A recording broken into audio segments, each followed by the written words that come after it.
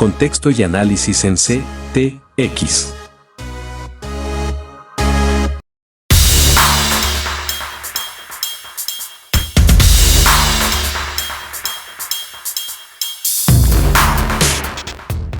Como parte del proceso de negociación que adelanta el gobierno con el Ejército de Liberación Nacional, el pasado 8 de julio Gustavo Petro firmó la resolución 194 que actualiza el decreto que fija el marco del acuerdo de cese al fuego con el grupo terrorista.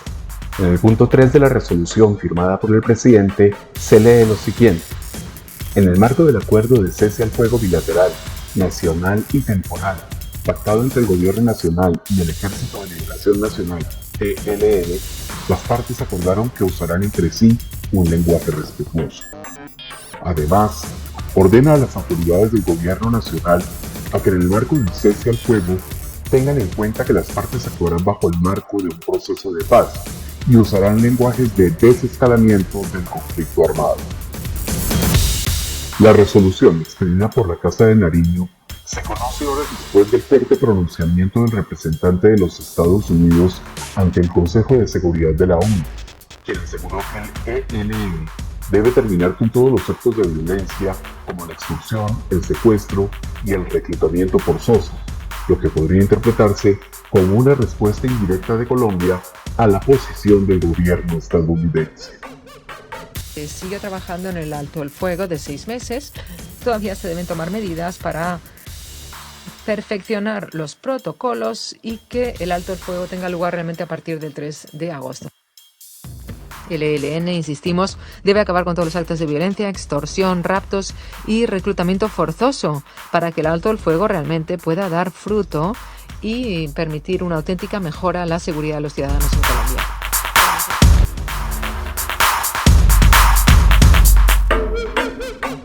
La orden de desescalar el lenguaje o desarmarlo como una forma de generar un ambiente de paz ya se había presentado en Colombia.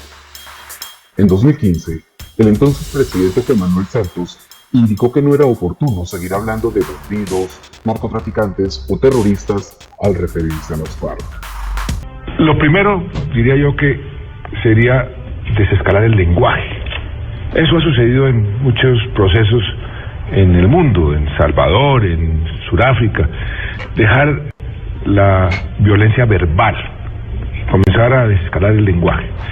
Por ejemplo, la parte, por ejemplo, en lugar de decirles estos bandidos narcotraficantes, terroristas, pues referirse a las FARC, comenzar a desescalar el lenguaje, los ánimos.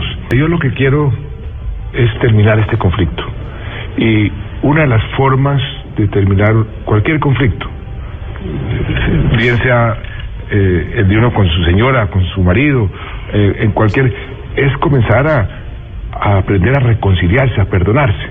Y una de las formas de dar el primer paso es refiriéndose al contrario en una forma menos agresiva. Yo creo que eso es normal.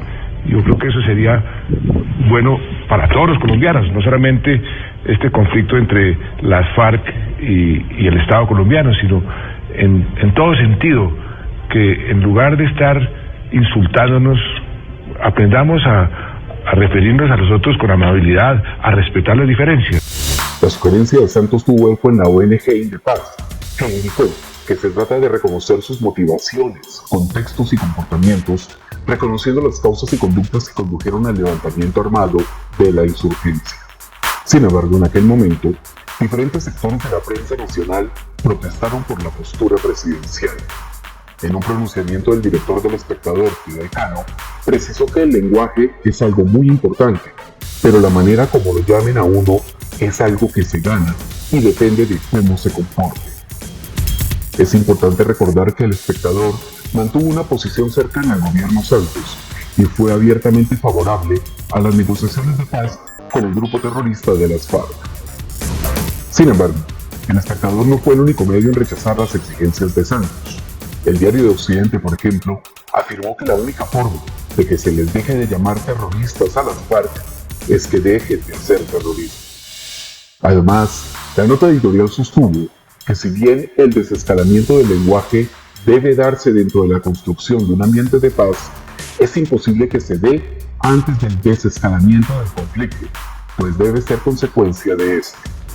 Finalmente, el Diario de Occidente fue enfático al indicar que la forma en la que el presidente Santos planteó este tema refuerza la idea de que para este gobierno los enemigos de la paz no son los terroristas, sino quienes se atreven a cuestionarlos. Es un cambio en la escala de valores, afirmó el Diario de Occidente.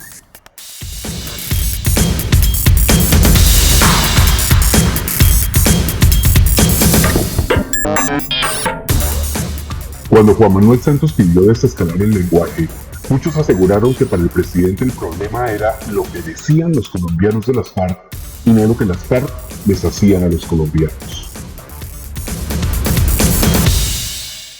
Lo mismo pasa hoy con el ELN. La decisión de Petro de tratar como hermanitas de la caridad a quienes asesinan, reclutan y secuestran ha sido rechazada por ciudadanos y líderes de opinión, quienes cuestionan la mentira que subyace al tratar a los terroristas del ELN como ciudadanos rebeldes que optaron por las armas y que se financian con retenciones e impuestos a los cultivos ilegales. Sin embargo, en la actualidad, Gustavo Petro y su círculo más cercano han escalado las agresiones contra diferentes sectores de la nación, como la prensa libre y la clase media, en un esfuerzo desesperado por ubicar a algunos personajes de la vida nacional como enemigos del pueblo y de la paz, estrategia promulgada por Joseph Goebbels y que se conoce como el principio del enemigo único.